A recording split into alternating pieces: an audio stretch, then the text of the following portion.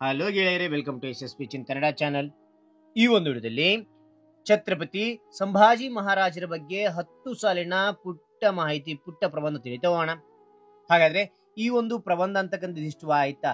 ಇಷ್ಟವಾದ್ರೆ ಒಂದು ಲೈಕ್, ನೀವೊಂದು ಲೈಕ್ ಅನೇಕ ವಿಡಿಯೋ ತಿಳಿಯುವ ಪ್ರೋತ್ಸಾಹ ತುಂಬ ಸಿಗುತ್ತೆ. ಇನ್ನೊಬ್ರು ಶೇರ್ ಮಾಡಿ, ನಿಮ್ಗೆ ಚಾನಲ್ ಸಾಧ್ಯ ಇಂಥ ಅನೇಕ ವಿಡಿಯೋ ಚಾನಲ್ ಸಬ್ಸ್ಕ್ರೈಬ್ ಆಗಿ. ಹಾಗಾದ್ರೆ ಈ ಒಂದು ಮಾಹಿತಿಯನ್ನು ತಿಳಿತೋಣ. ಪಾಯಿಂಟ್ ತಿಳಿಸ್ತಾ ಹೋಗ್ತಾನೆ ಬನ್ನಿ. ಮೊದಲನೇ ಪಾಯಿಂಟ್ ನೋಡಿ, ಸಂಭಾಜಿಯವರು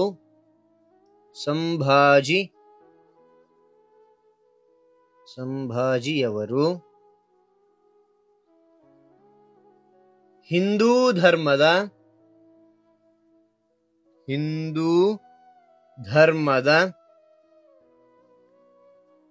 ಧರ್ಮವೀರರಾಗಿದ್ದರು. ಮತ್ತೊಂದು, ಸಂಭಾಜಿಯವರು ಹಿಂದೂ ಧರ್ಮದ ಧರ್ಮವೀರರಾಗಿದ್ದರು. ಎರಡನೇ ಪಾಯಿಂಟ್, ಅವರು 14 ಮೇ 1657ರಂದು ಪುಣೆ ಬಳಿಯ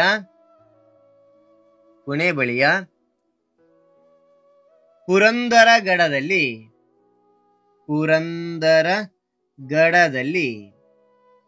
ಜನಿಸಿದರು. ಮತ್ತೊಮ್ಮೆ ನೋಡಿ, ಅವರು 14 ಮೇ 1657ರಂದು ಪುಣೆ ಬಳಿಯ ಪುರಂದರಗಡದಲ್ಲಿ ಜನಿಸಿದರು. ಮೂರನೇ ಪಾಯಿಂಟ್, ಅವರ ತಂದೆ ಛತ್ರಪತಿ ಶಿವಾಜಿ, ತಾಯಿ ಸಾಯಿಬಾಯಿ. ನೋಡಿ, ನಾಲ್ಕನೇ ಪಾಯಿಂಟ್, ಸಂಭಾಜಿ ಅವರಿಗೆ 2 ವರ್ಷ ಬಂದಾಗ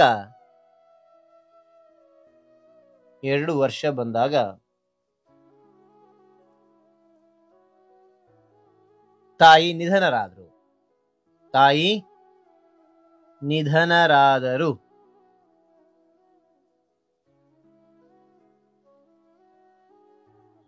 ನಿಧನರಾದರು.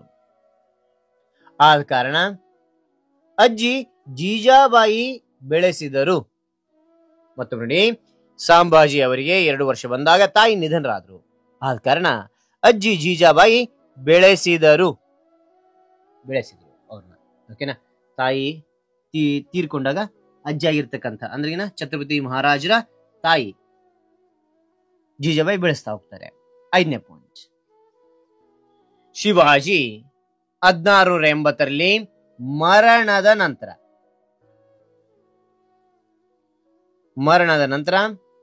ಸಾಮ್ರಾಜ್ಯದ ಚಕ್ರವರ್ತಿಯಾದರು.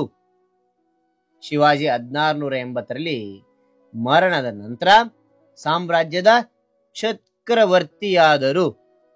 ಓಕೆನಾ? ಸಂಭಾಜಿ ಆಗ್ತಾರೆ ಚಕ್ರವರ್ತಿ. 6ನೇ ಪಾಯಿಂಟ್, ಮೊಘಲ್ ಚಕ್ರವರ್ತಿ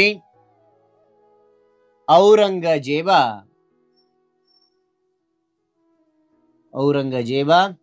ಮರಾಠರೊಂದಿಗೆ ಹೋರಾಡಿದ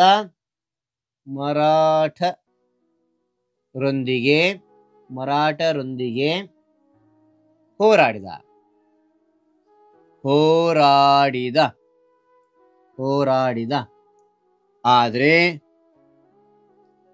ಒಂದು ಬಾರಿಯೂ ಗೆಲ್ಲಲಿಲ್ಲ.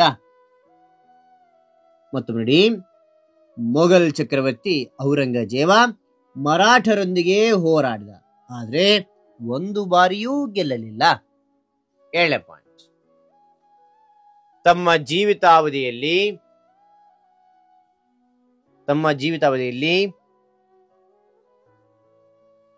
120 ಯುದ್ಧಗಳಲ್ಲಿ ಹೋರಾಡಿ ಗೆದ್ದರು.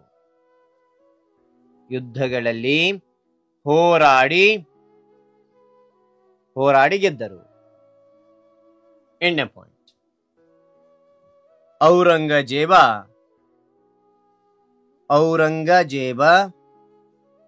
ಮೋಸದಿಂದ ಹಿಡಿದು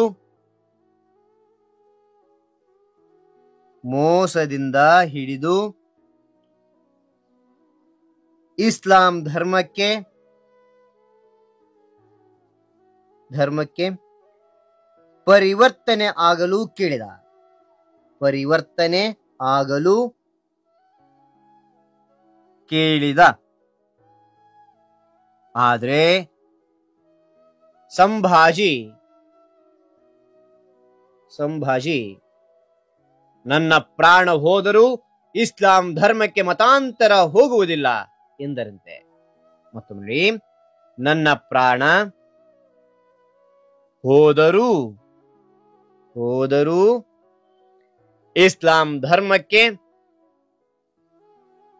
ಮತಾಂತರ ಹೋಗುವುದಿಲ್ಲ ಅಥವಾ ಮತಾಂತರ ಆಗುವುದಿಲ್ಲ ಅಂತಲೂ ಹೇಳ್ಬೋದು. ಓಕೆ,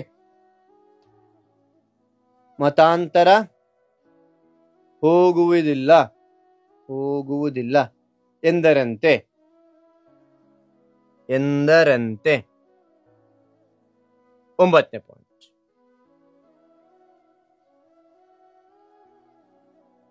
ಔರಂಗಜೇಬ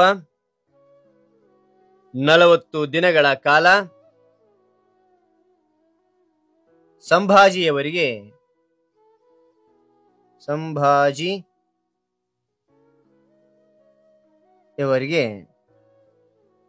ಚಿತ್ರಹಿಂಸೆ ಕೊಟ್ಟು ಶಿರಚ್ಛೇದನ